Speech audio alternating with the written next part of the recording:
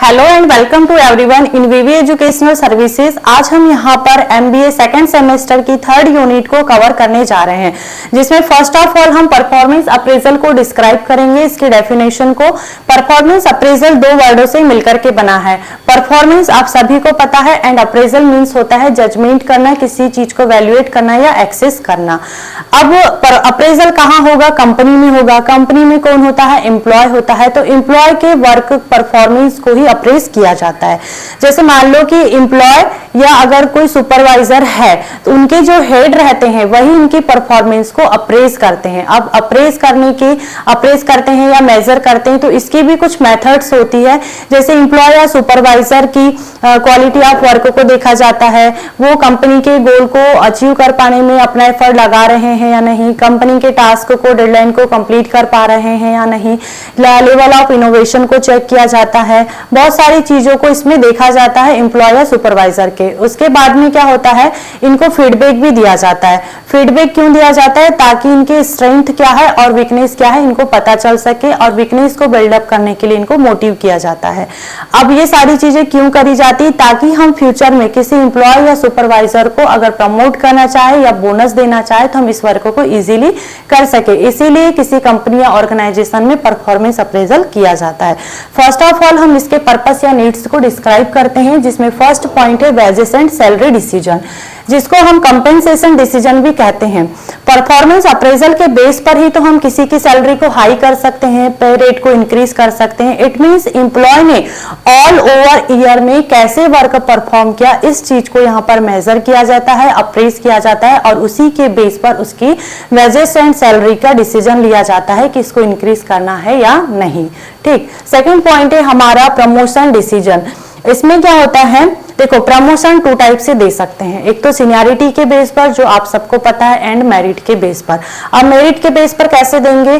पहले उसके वर्क को अप्रेज किया जाएगा, परफॉर्मेंस अप्रेजल किया जाएगा, उसके बाद में उसने कैसे वर्क परफॉर्म किया उसी के बेस पर इसको प्रमोट किया जाएगा।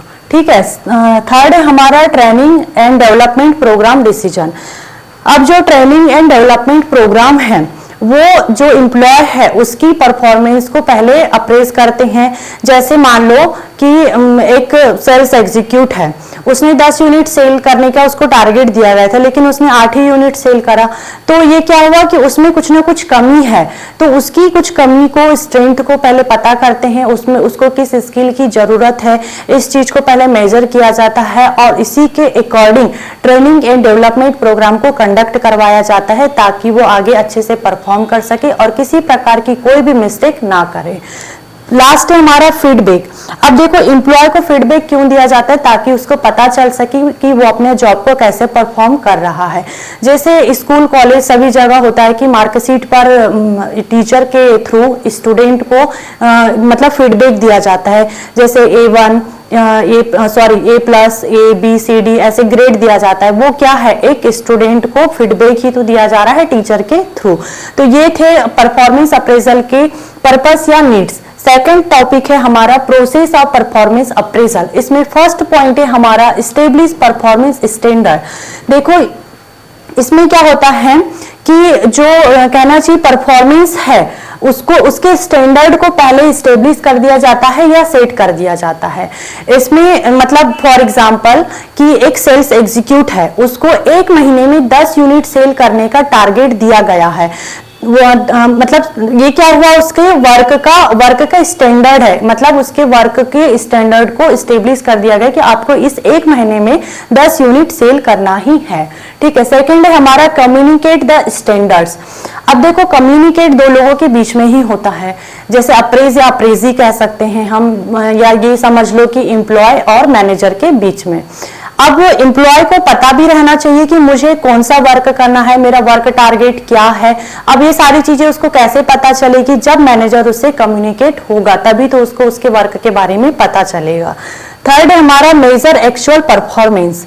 इसमें क्या होता है जब एक बार परफॉर्मेंस के स्टैंडर्ड को मैनेजर के थ्रू सेट कर दिया जाता है और उस स्टैंडर्ड को एम्प्लॉय के द्वारा एक्सेप्ट कर लिया गया, तो अब एम्प्लॉय क्या करेगा, पूरे महीने वर्क करेगा और महीने के लास्ट में उसके वर्क को मेजर किया जाता है। अब मेजर करने के भी कुछ सोर्स होते हैं, जैसे परफॉर्मेंस पर्सनल ऑब्जर्वेशन है, या फिर ओरल रिपोर्ट है, स्टैटिक रिपोर्ट है, या राइटिंग रिपोर्ट के थ्रू इसके वर्क को, इसकी एक्चुअल परफॉर्मेंस को मेजर किया जाता है एम्प्लॉय की। ठीक है, लास्ट है हमारा talking corrective action if necessary. अब देखो क्या होता है कि एक जो सेल्स एग्जीक्यूट है उसको 10 यूनिट सेल करने का टारगेट दिया गया था, एक महीने में 10 यूनिट सेल करने का टारगेट दिया गया था, लेकिन कभी कभी ऐसे होता है कि उसने 12 यूनिट सेल कर लिया, या कभी ऐसा होता है कि 8 यूनिट सेल कर लिया।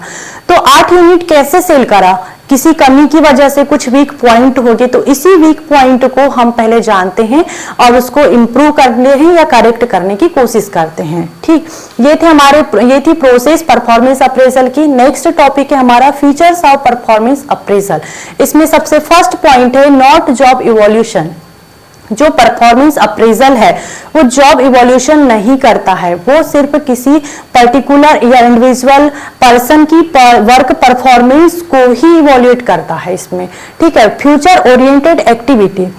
इसमें देखो जो परफॉर्मेंस अप्रेजल है वो future oriented activity, past oriented नहीं है। इट मींस अगर किसी एम्प्लॉय ने पास्ट में पुअर परफॉर्मेंस दिया है तो उसको स्पॉटलाइट पे रखना या उसको ह्यूमिलिएट करना, ये परफॉर्मेंस अप्रेजल का पर्पस नहीं है। इसका पर्पस है कि अगर कोई एम्प्लॉय अच्छे से वर्क परफॉर्म नहीं कर रहा है, कोई मिस्टेक कर रहा है, तो उसको करेक्ट करना ताकि वो आगे अच्छे से वर्क परफॉर्म कर सके। थर्ड है हमारा प्रियोरिटली। इसमें देखो जो एम्प्लॉय है, एम्प्लॉय के वर्क को प्रॉपरली या प्रियोरिटली मेजर किया जाता है। For example